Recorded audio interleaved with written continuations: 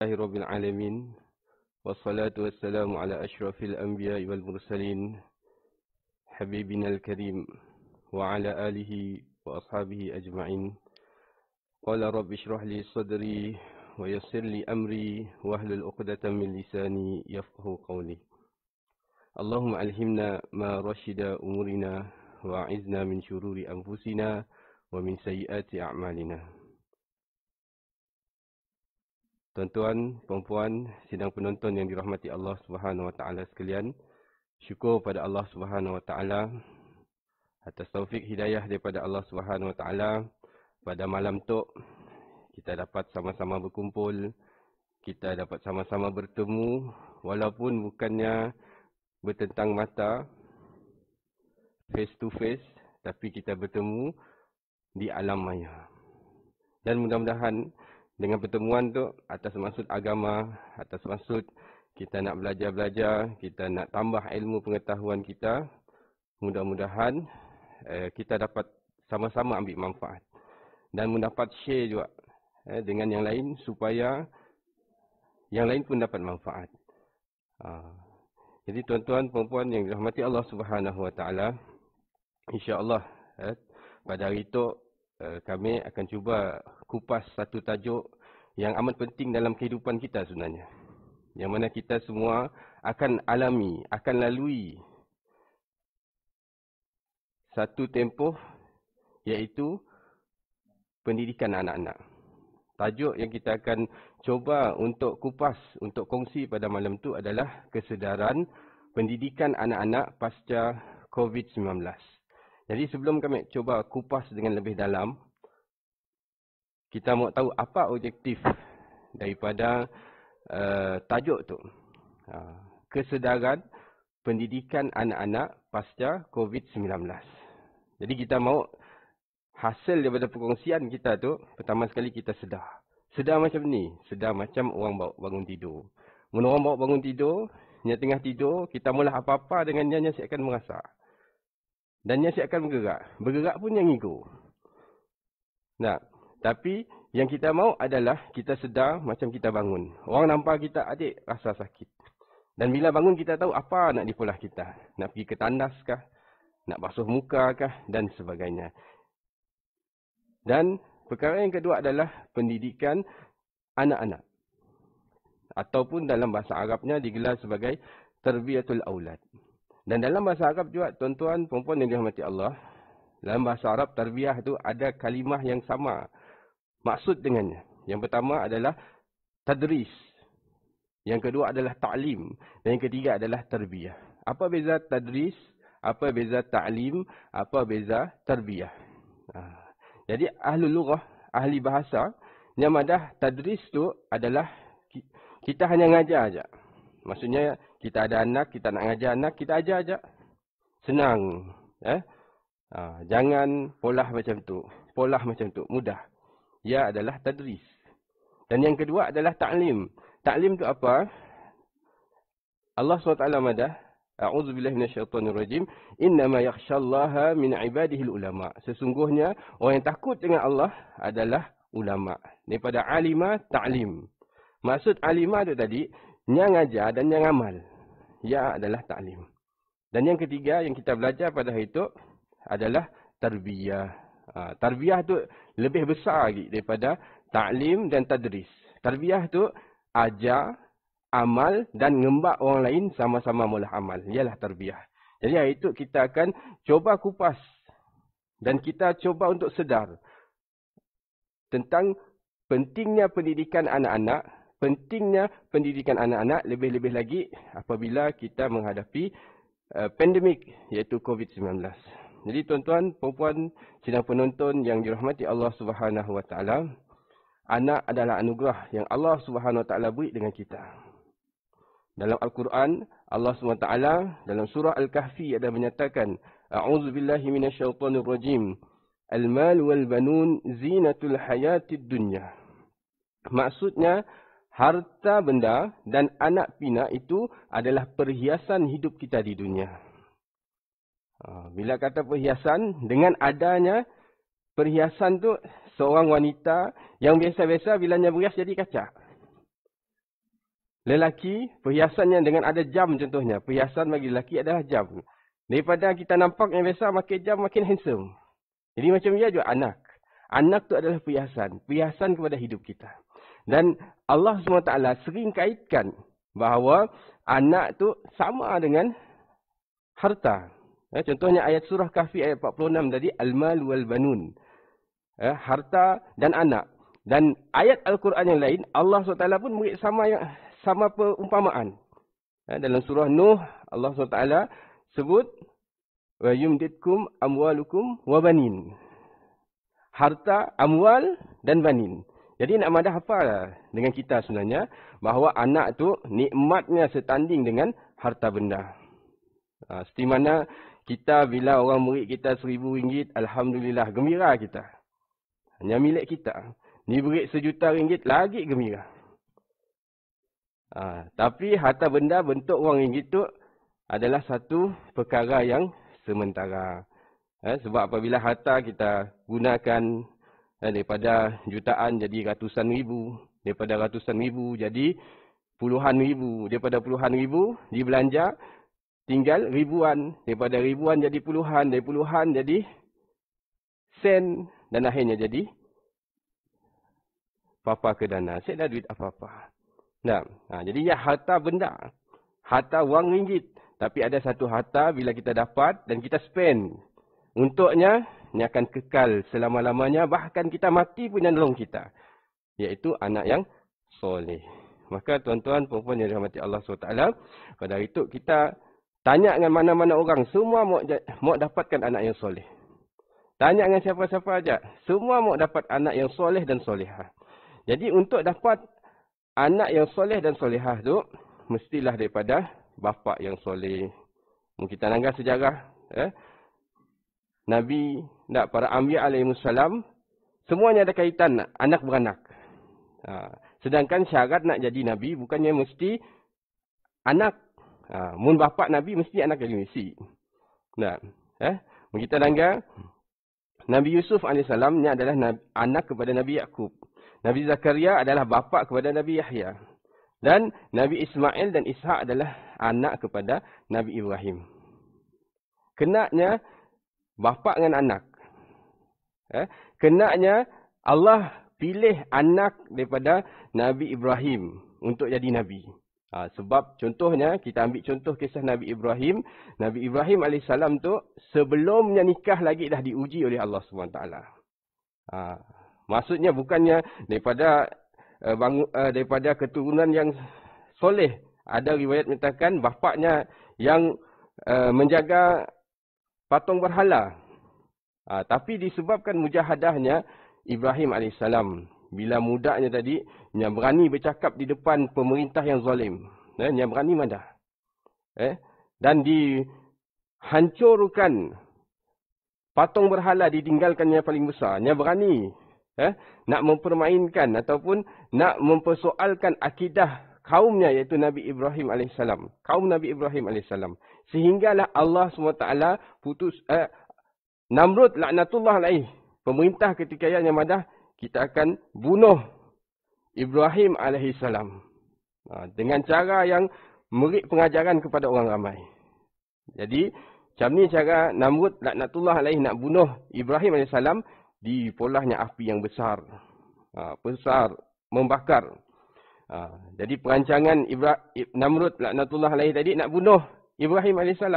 Tapi hebatnya Allah SWT pelihara Ibrahim AS tadi. Disebabkan mujahadah, susah payahnya nak tegakkan kalimah Allah. Apa yang berlaku?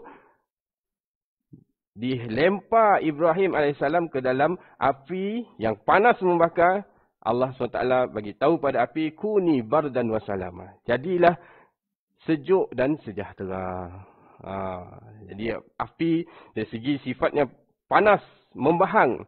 Boleh hanguskan siapa-siapa yang dimakannya. Tapi apabila mujahadah susah payah Ibrahim AS, Allah SWT jadikan api tadi sejuk dan sejahtera. Maka lepas daripadanya, nikahlah Ibrahim AS dengan Sarah, dengan Hajar alaihi wassalam. Dan apa yang berlaku? Bila berkahwin, Allah uji lagi. Disuruh diwahyukan kepada Ibrahim AS untuk bersama dengan Ismail dan Hajar pergi ke suatu tempat. Di sini tempat tunggangannya berhenti, di sialah sidaknya akan ditinggalkan. Di sialah Hajar AS dan Ismail AS akan ditinggalkan. Maka tunggangan dia tak berjalan-berjalan, sehingga ke satu tempat dalam Al-Quran Allah SWT madah, sidak turun di Wadi Ghairi Zi Zar'in. Di satu lembah yang tidak ada langsung tumbuh-tumbuhan. Allah. Nabi Ibrahim baru dapat anak. Disuruh tinggalkan anak bini lagi. Dan ditinggal anak bini bukannya tempat yang bagus, hotel apa semua. Di tempat satu yang lembah yang tidak ada makanan langsung. Tumbuh-tumbuhan langsung tiada. Maka disebabkan mujahadah inilah, susah payah inilah, maka Allah SWT telah lantik, telah kurniakan anak keturunan Ibrahim AS, kebanyakannya adalah daripada Nabi-Nabi, para Anbiya alaihimussalam. Daripada Nabi Ismail, keturunan Nabi Ismail, di bawahnya adalah Nabi Muhammad SAW. Dan daripada keturunan Nabi Ishaq alaihissalam, di bawahnya adalah Yaqub, dan daripada Yaqub alaihissalam, di bawahnya Yusuf sampailah ke Nabi Isa alaihissalam. Disebabkan apa tadi? Mujahadah. Jadi, nak dapatkan anak soleh, kita tak siapa jadi Nabi. Cuma kita ambil pengajaran di sini. Mun nak dapatkan anak yang soleh, pertama sekali, kita kena mujahadah. Kita kena susah payah. Kita kena belajar-belajar untuk menjadi seorang yang soleh. Jadi tuan-tuan, perempuan yang dirahmati Allah Subhanahu Wa Taala, macam ialah kita mahukan anak yang soleh, mestilah kita jadi bapa yang soleh, jadi suami yang soleh, dan jangan sekali-kali kita jadi bapa yang derhaka. Jadi siapa bapa derhaka? Tu ada sebuah kisah lagi.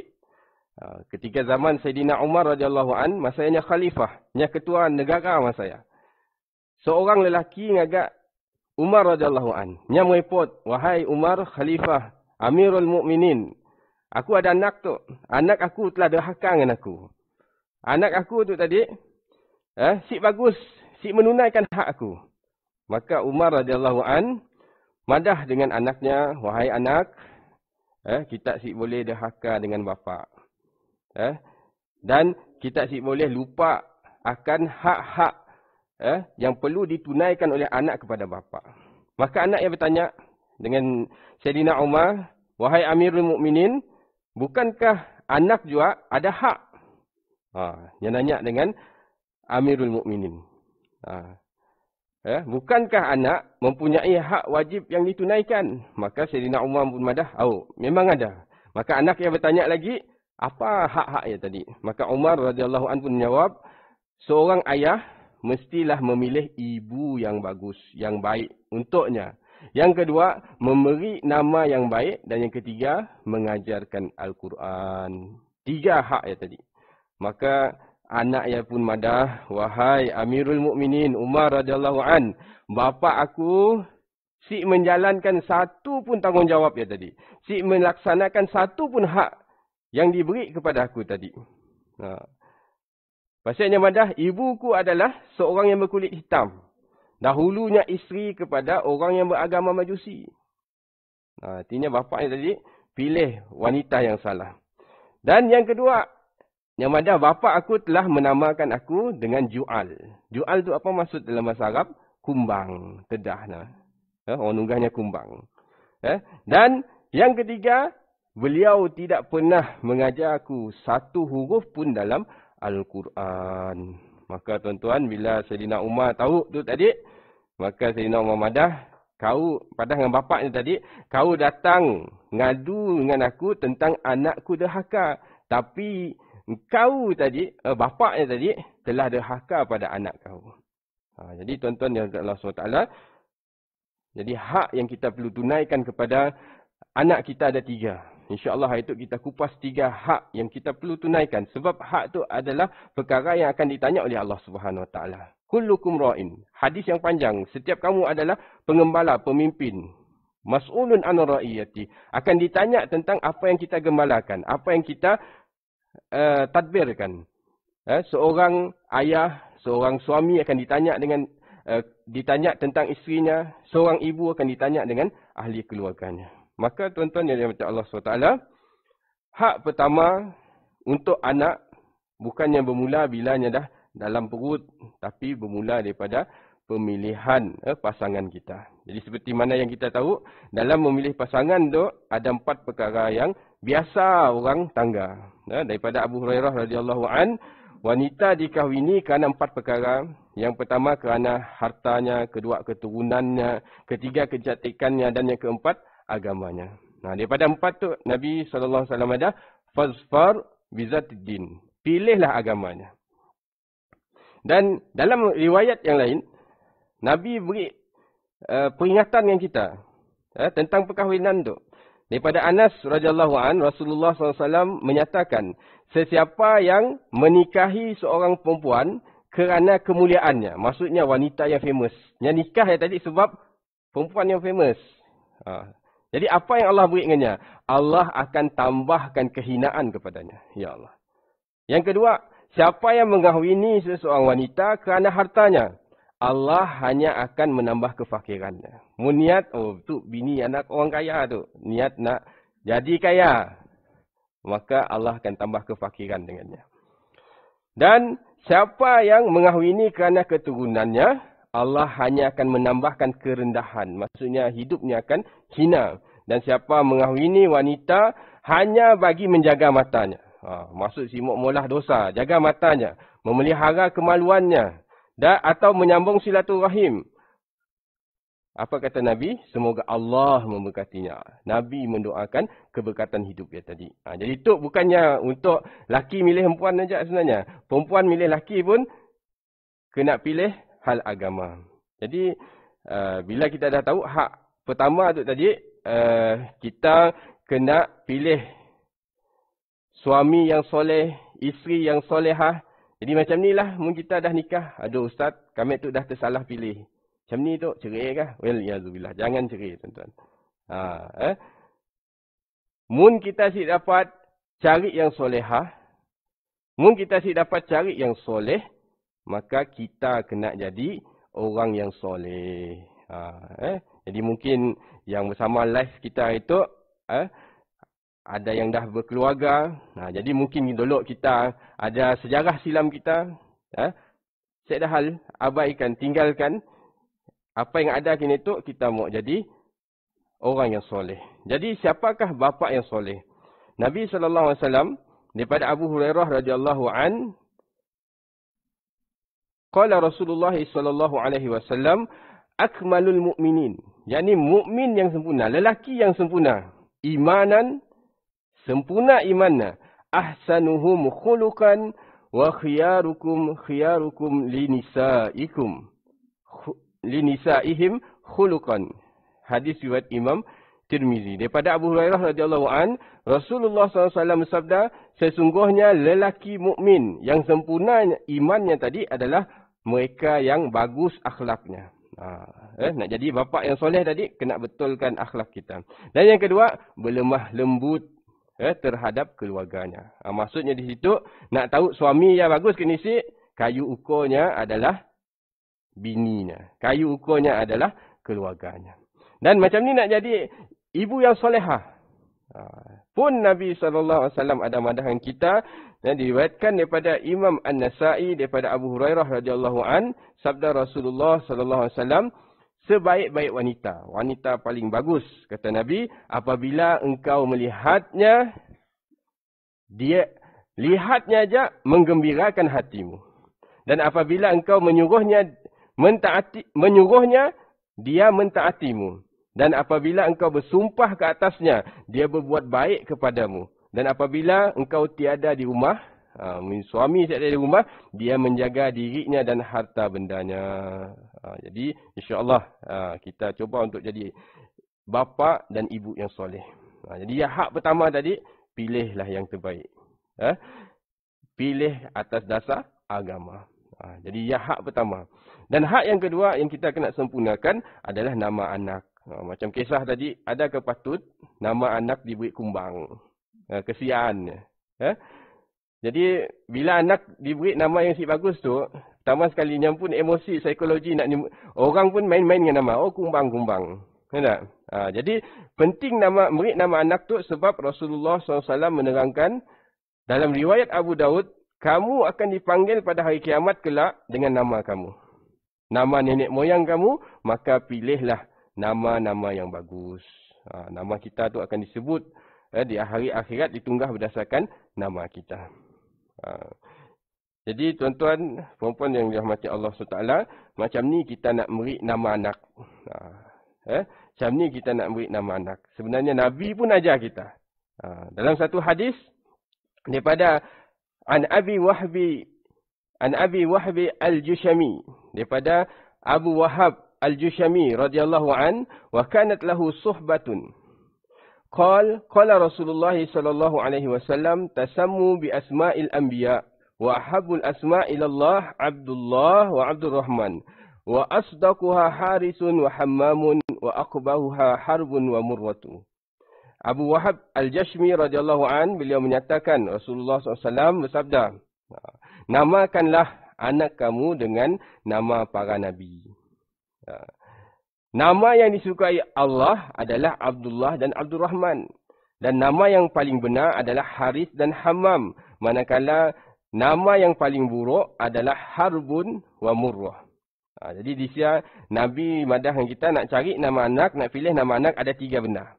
Pertama sekali, nama para Anbiya alaihimussalam. Daripada Nabi Adam, Idris, Nuh, sampai Nabi Muhammad sallallahu alaihi wasallam. Jadi setiap Nabi itu ada kisahnya pun. Mendapat kita tahu. Supaya anaklah, contoh diberi nama anak Ismail. Apa kisah Ismail? Ismail itu anak yang taat. Apabila Ibrahim AS diperintahkan untuk menyembelih Ismail AS, apa kata Ismail? If'al ma tu'mar. Lakukanlah apa yang diperintahkan oleh Allah SWT. Taatnya Ismail AS. Jadi pertama sekali, beri nama anak. Tipsnya tadi adalah dengan menggunakan nama Nabi. Dan yang kedua, Abdurrahman dan Abdullah. Nama yang disukai oleh Allah. Maksudnya nama yang bersifat hamba. Allah tadi, Allah.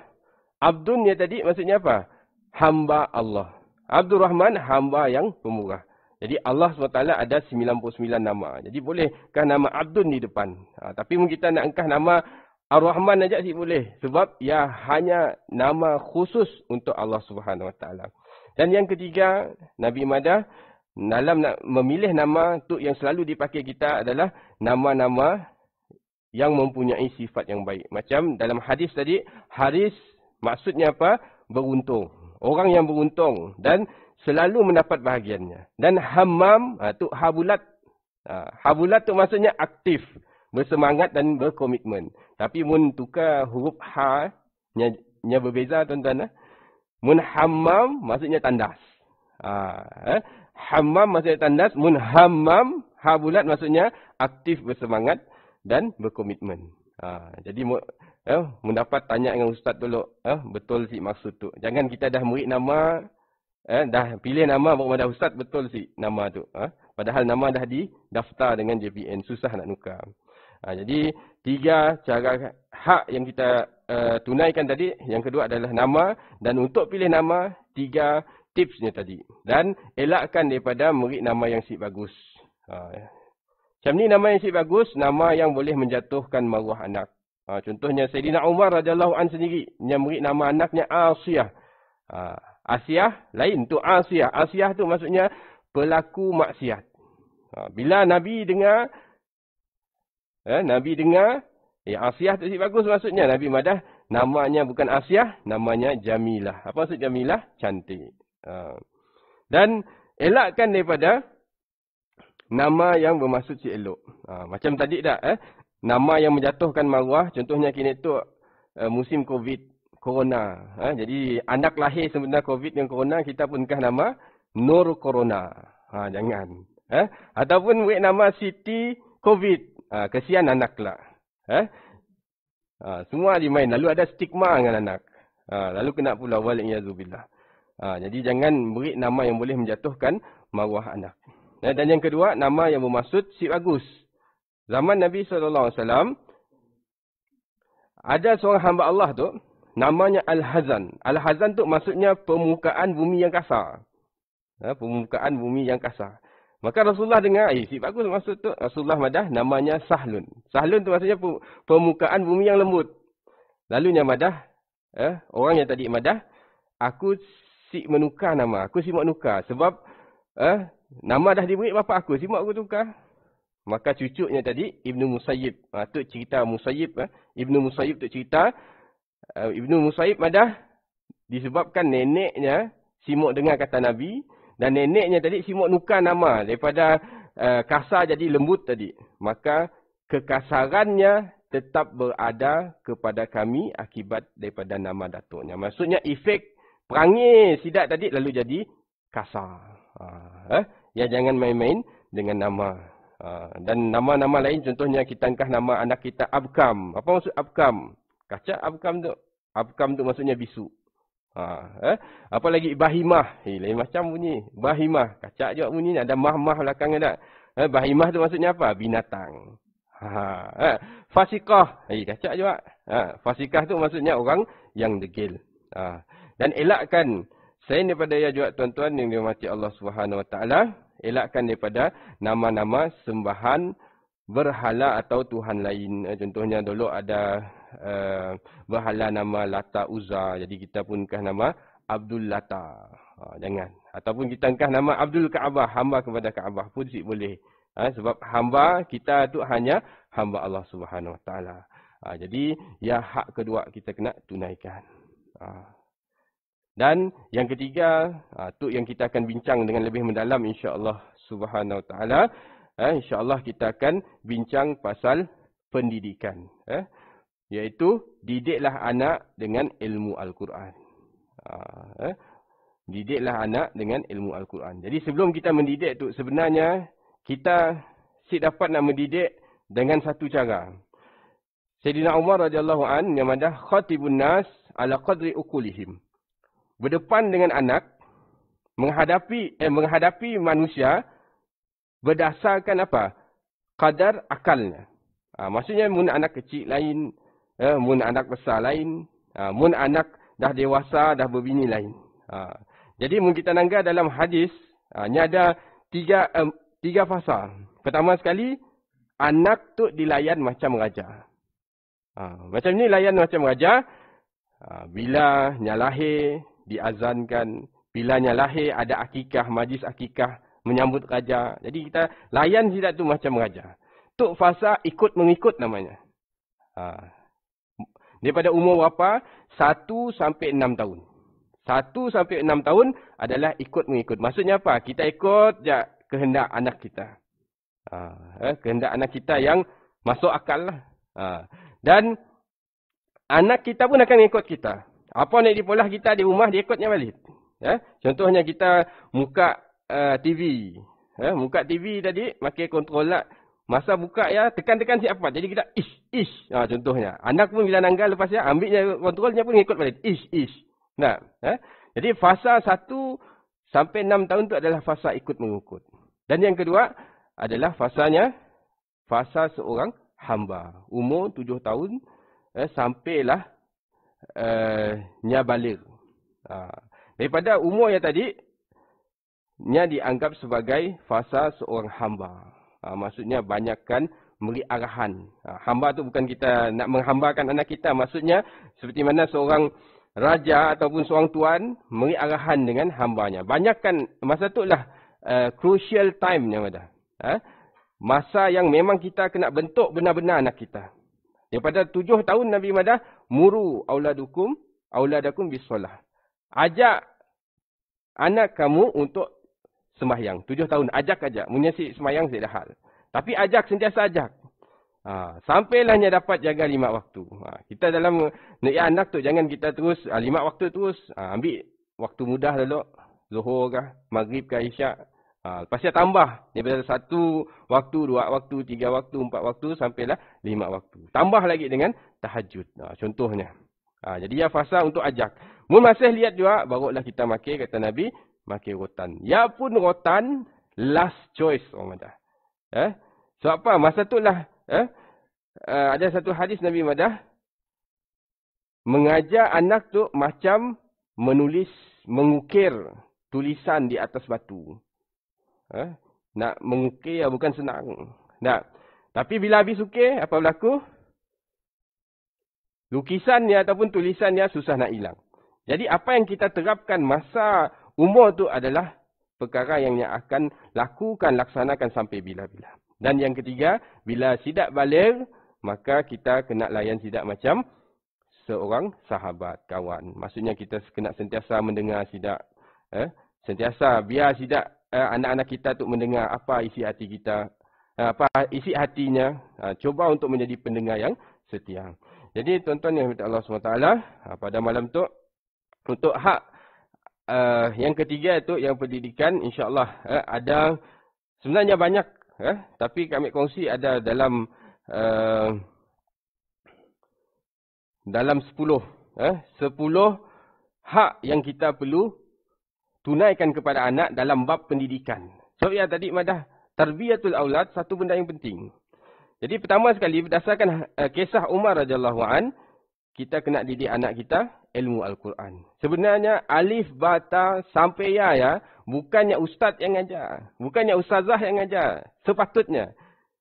Sepatutnya ustazah tu yang ngajar biar dia dah pandai baca Al-Quran.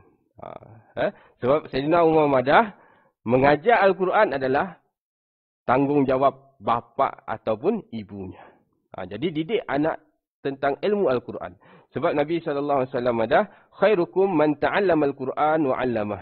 Yang terbaik antara kamu adalah orang yang belajar dan mengamalkan. Dan belajar dan mengajar. Jadi ajar anak kita.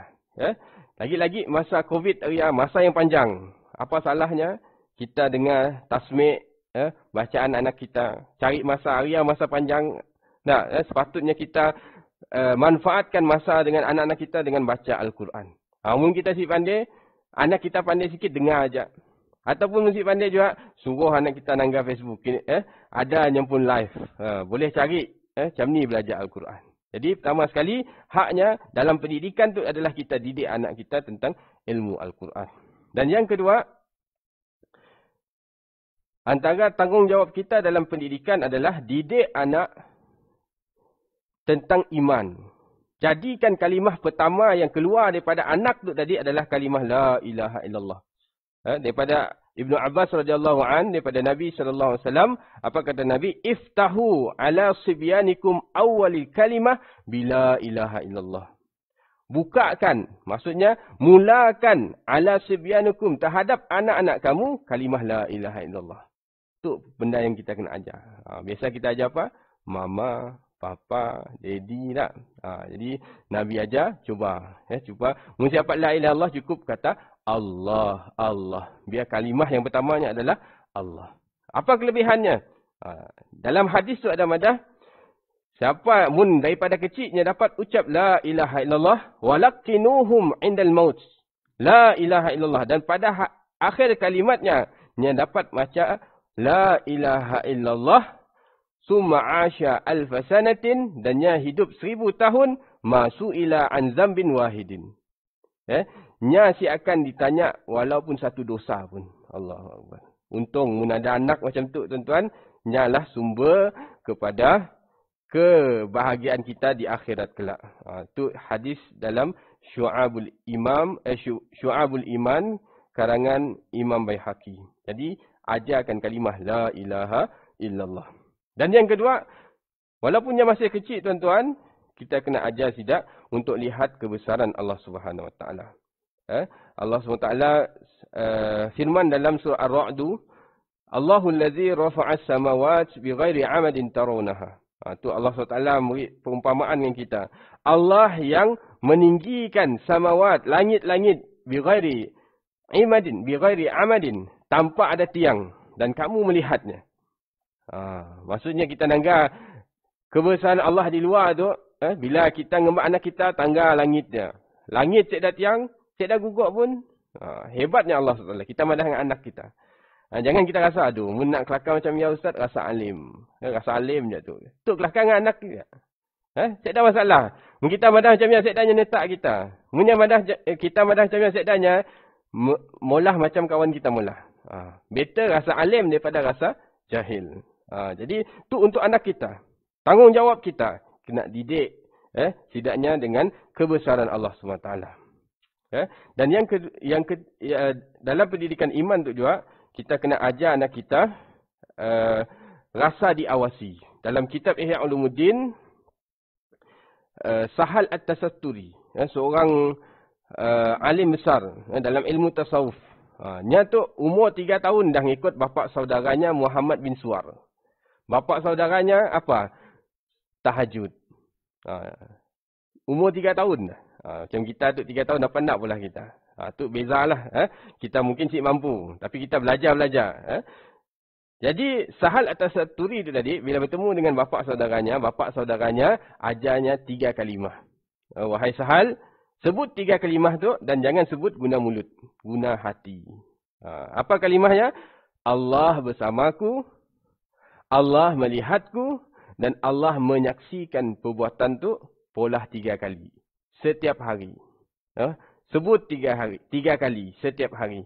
Maka Sahal At-Tasatturi pun ngamallah. Allah bersamaku, Allah melihatku, Allah menyaksikan perbuatanku, yang sebut dalam hatinya.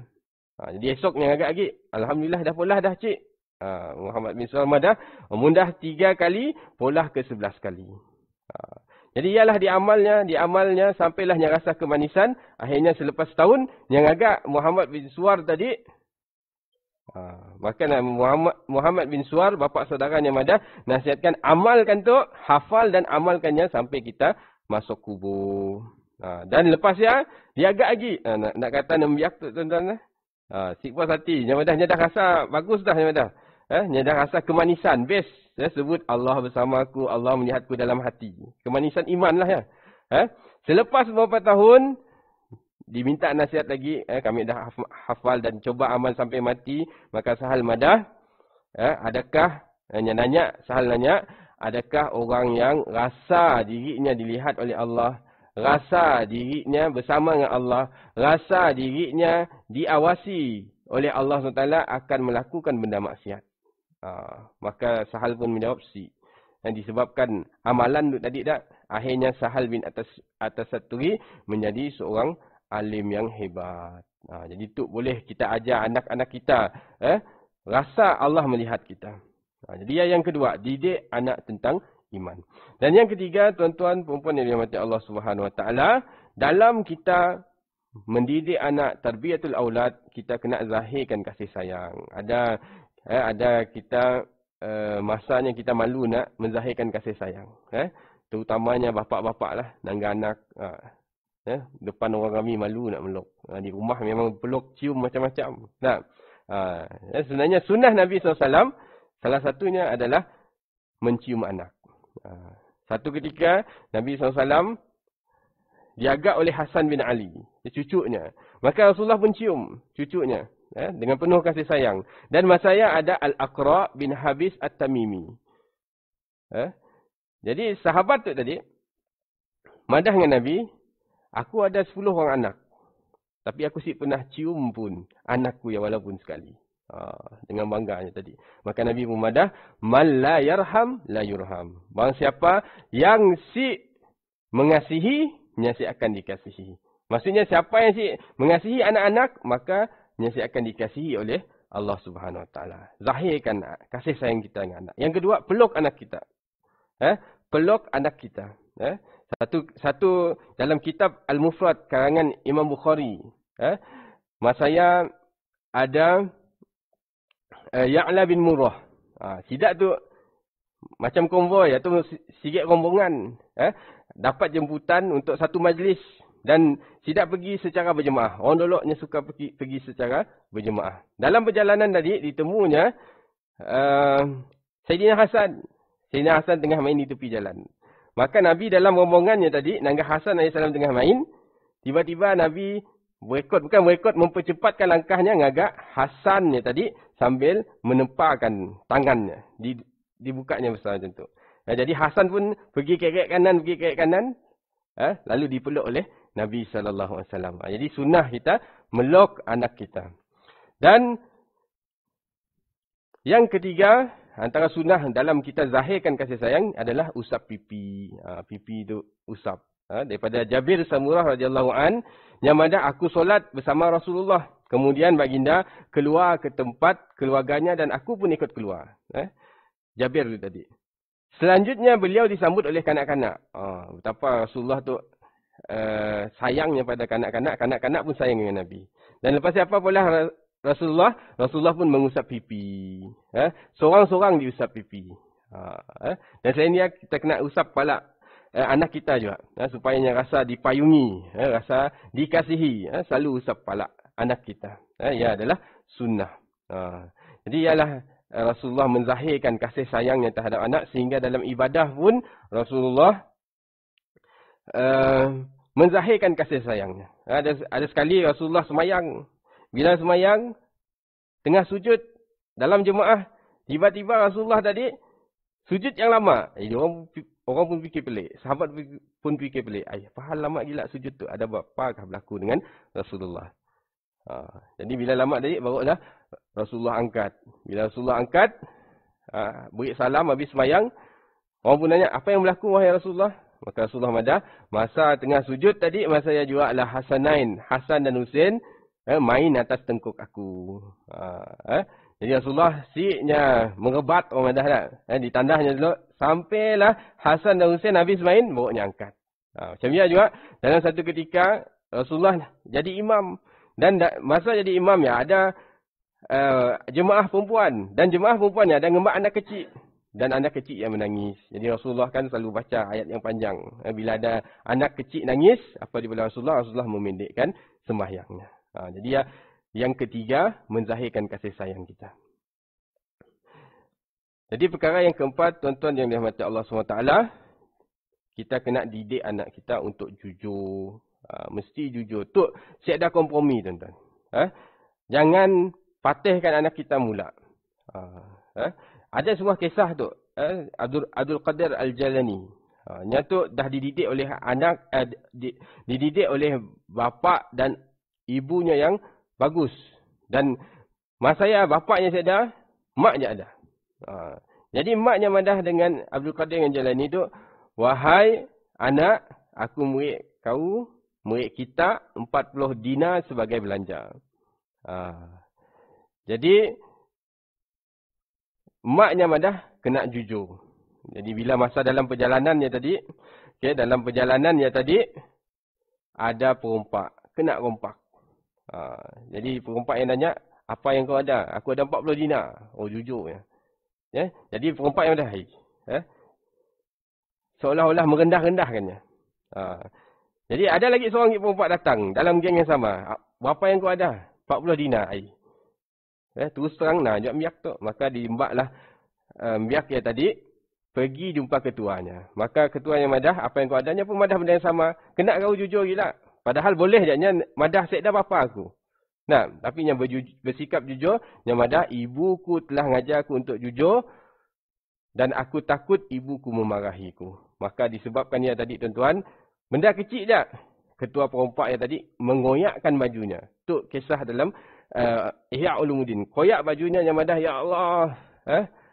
Si anak tu takut memungkiri janji ibunya. Sedangkan aku hamba Allah, si takut pun untuk memungkiri janji Allah Subhanahu Wa Taala. Lepas yang madah dengan kumpulan perompaknya, mulai hari itu aku bertaubat.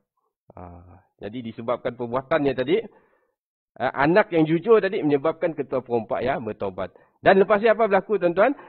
Anak buah perompak yang tadi yang madah, wahai ketua, sebelum tu kau ketua perompak kami orang. Tapi kini tu kau telah jadi ketua taubat kami orang. Allahu Akbar.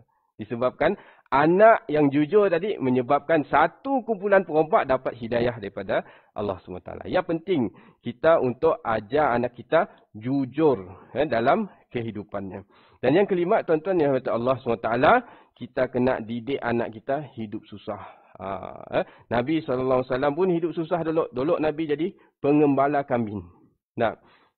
Jadi pengembala kambing. Dan jangan taburkan dalam kehidupan anak kita dengan kemewahan yang lebih-lebihan. Kekayaan tidak hal.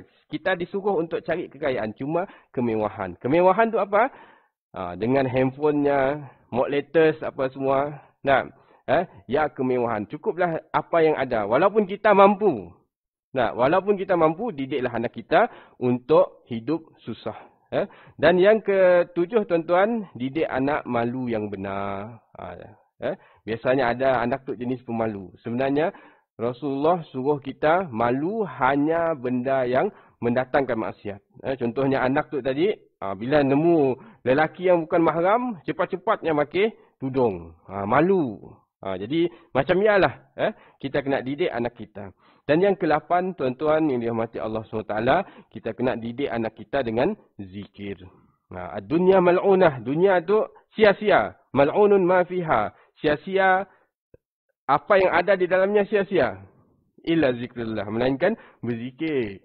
Zikir pada Allah SWT. Zikir tu ada 3. Pertama, zikir yang melihat kebesaran Allah SWT. Tangga langit tadi, subhanallah. Hebatnya kuasa Allah. Dan yang kedua, zikir hati. Dah diterang tadi.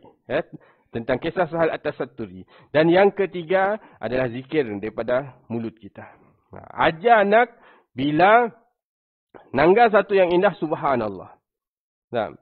Bila merasa takut, contohnya, inni akhafullah, contohnya. Dan seterusnya. Dan yang ke-9 tuan-tuan, adalah didik anak dengan solat. Tu mendapat kita jadikan solat tu macam darah daging anak kita. Jadikan solat tu sini-sini pun nasi tinggalkan sembahyang. Dan yang terakhir tuan-tuan yang dirahmati Allah Subhanahu Wa Taala, didik anak kita dengan khidmat. Apa maksud khidmat? Khidmat tu nya nolong orang. Mungkin kita nanggap Rasulullah SAW ni ada 2 antara sahabat yang jadi khadim ataupun yang berkhidmat dengan Nabi SAW adalah Anas bin Malik dan Ibnu Abbas radhiyallahu anhuma. Jadi Ibnu Abbas radhiyallahu anhuma tu setiap pagi dia akan menyediakan air. Sebelum Nabi bangun dia dah menyedia air dalam lota untuk Nabi selesaikan hajatnya, wuduk dan mandi. Jadi disebabkan dia tadi sehingga terdetik dalam hati Nabi mendoakan Ibnu Abbas, Allahumma alimhu bit-ta'wil. Ya Allah, berikanlah kefahaman ta'wil. Maksudnya kefahaman mentafsir Al-Quran dalam kehidupan Ibnu Abbas. Dan akhirnya apabila Rasulullah wafat, Khalifah Abu Bakar radhiyallahu an dan ketika Sayyidina Umar radhiyallahu an tengah mulah satu mesyuarat. Mesyuarat apa? Bincang pasal tafsir. Sayyidina Umar madah, apa maksud iza jaa nasrullah wal fath? Jadi Ahlul Badar madah, itu maksudnya pembukaan kota Mekah, bantuan daripada Allah SWT. Jadi Ibnu Abbas madah, ditanya dengan Ibnu Abbas, ya bukannya maksud yang sebenar. Tafsir yang sebenar, iza jaa nasrullah. Maksud tafsir yang sebenar tadi adalah, ya tandanya Rasulullah akan wafat. Maka Sayyidina Umar madah, aku si pernah pun dengar benda ya. Itulah first time. Daripada siapa tadi? Abdullah bin Umar, Abdullah ibnu Abbas. Jadi tuan-tuan yang Allah SWT, 10 perkara yang tadi, dengan ada 10 perkara itu tadi, mudah-mudahan anak kita jadi anak yang soleh. Anak yang beradab. Kerana Ayub bin Musa radhiyallahu an, daripada bapaknya, Ayub bin Musa rahmatullah alaih, daripada ayahnya, daripada datuknya, Rasulullah SAW menyatakan, tidak ada pemberian daripada seorang ayah kepada anaknya yang lebih daripada adab yang baik. Maksudnya hadiah terbaik seorang bapa ataupun seorang ibu kepada anaknya adalah adab yang baik. Jadi oleh itu, rasanya sampai situ aja. Ada 10 perkara tadi tentang tarbiyah. Ada 3 hak yang kita perlu tunaikan. Mudah-mudahan dapat memberi manfaat kepada orang yang tukang cakap tu dan mereka yang bersama. Terima kasih kerana bersama di situ dan di dalam pejabat tu. Terima kasih sudi mendengar perkongsian tentang tarbiyatul aulad. Mudah-mudahan kita dapat amalkan serta sampaikan insya-Allah.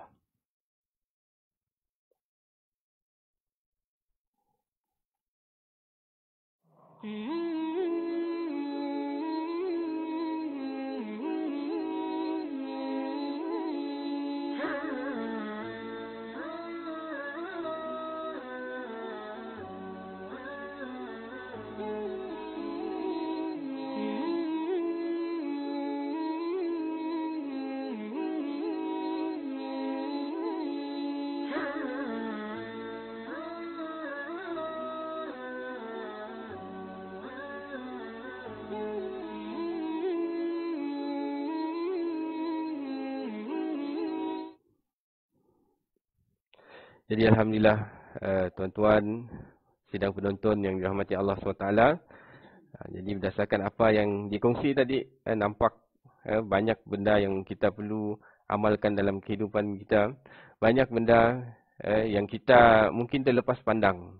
Jadi oleh itulah kita kena sama-sama ubah kehidupan kita, ubah kehidupan keluarga kita. Seperti mana Allah SWT madah, ku anfusakum wa ahlikum nara. Peliharalah diri kamu dan keluarga kamu daripada neraka. Siapa yang perlu pelihara keluarganya, melainkan ibu dan bapaknya. Jadi sama-sama kita cuba sedaya mungkin untuk sempurnakan hak anak kita. Mudah-mudahan anak kita jadi anak yang soleh dan anak toklah yang akan menjadi sumber kebahagiaan kita di dunia dan akhirat. Sekian, terima kasih atas segalanya. Terima kasih Jakim Sarawak. Terima kasih anda yang bersama saya. Mudah-mudahan kita dapat anak yang soleh dan solehah insyaAllah. Assalamualaikum warahmatullahi wabarakatuh.